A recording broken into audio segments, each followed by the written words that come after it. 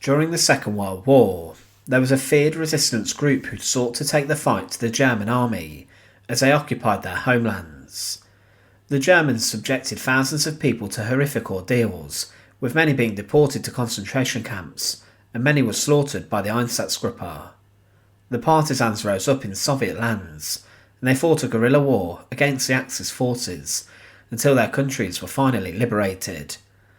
They were considered one of the most important and effective resistance movements of the Second World War, but if captured by the Germans, often the partisans would be tortured brutally and barbarically.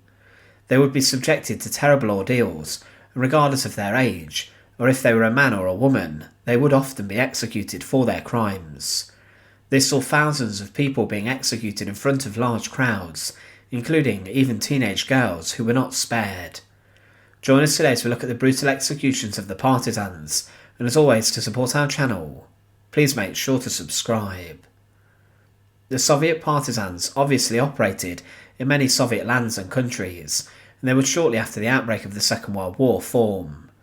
The Soviets in 1941 ordered the formation of diversion groups of partisans inside of German-occupied lands, and Stalin called upon the creation of these resistance groups following the launching of Operation Barbarossa. The heart of many partisan movements were made up of remaining members of the Red Army, who had been smashed at the early start of Operation Barbarossa, and also local Communist Party members, as well as members of communist youth groups who chose to stay inside of the occupied lands. The first detachments of partisans were commanded by Red Army officers, and some were even parachuted into German-occupied lands, and then fought urban warfare, and then carried out acts of sabotage and disruption to the German war effort.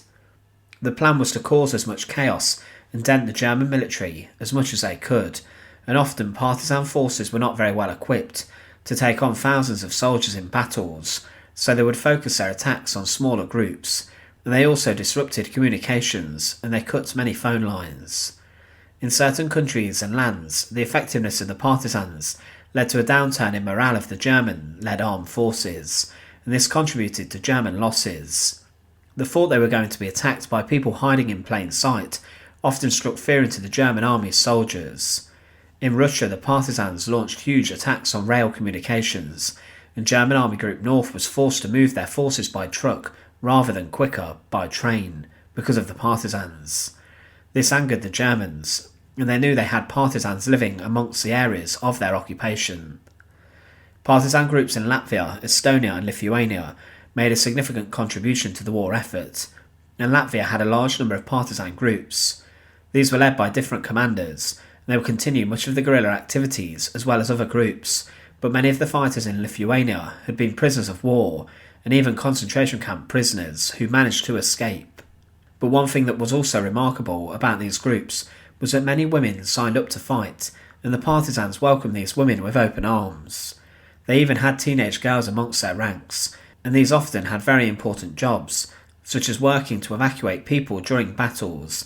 They would also act as stretcher bearers and nurses inside partisan camps and hospitals.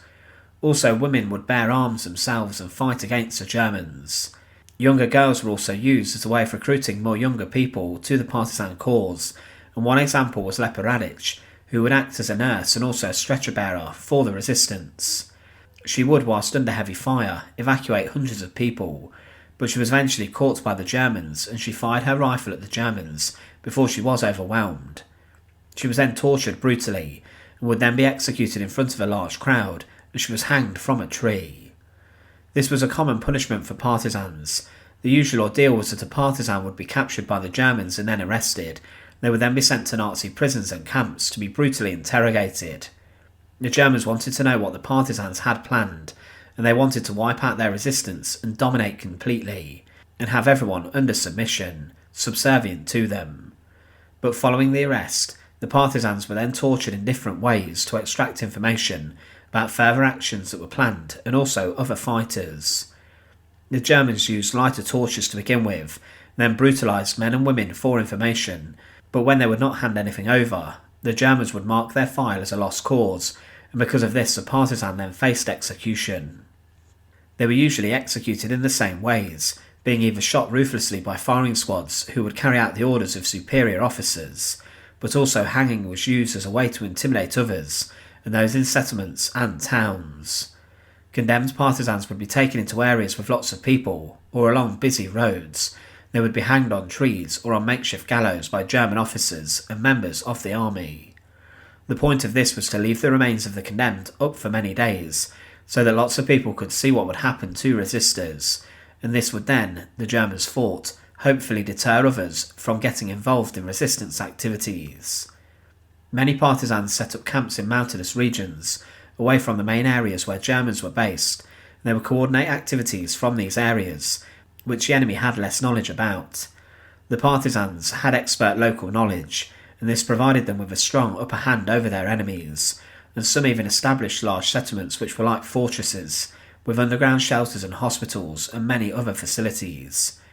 Bakeries were often set up to make sure that food could be produced to keep everyone living in the partisan settlement fed, and younger members of the Communist Party or the Komsomol would be tasked with stealing grain and wheat from under the nose of the Germans. But they relied on the civilian population to provide food, clothing and other supplies. Sometimes the partisans were more ruthless, and they would take rather than ask, but the Germans, to limit partisan activities, would then carry out mass killings of hostages and civilians amongst the residents of areas supporting partisans. They would slaughter civilians as they knew the locals were helping their enemies, and they often carried out a rule of 100 executions of civilians for the death of one German soldier.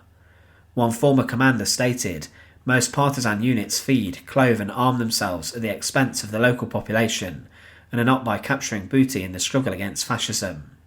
That arouses in the people a feeling of hostility, and they say, the Germans take everything away, and one must also give something to the partisans." But inside of Soviet lands, the locals cooperated well at times, and elderly men and women often put themselves in danger to defend the partisans and to help. It was said by one member of the Minsk underground that, "The local people helped us in the search for weapons. From rivers, swamps and forests, people located rifles, ammunition, shells, and this was all delivered to us."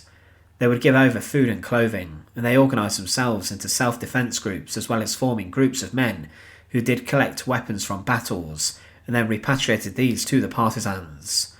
There were, though, a number of abuses of power within the groups, as some commanders would loot and plunder.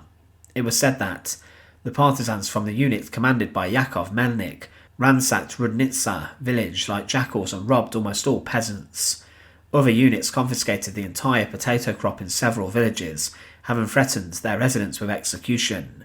They beat peasants up with their rifle rods, to force them to surrender harnesses and clothes, and smash the stoves in peasant homes to extract steel chimneys. Some also took part in large-scale banditry, as they were lawless, but some were sanctioned and punished by field commanders for their actions. But some of the organisation of the partisans was remarkable, and they even established newspapers to communicate.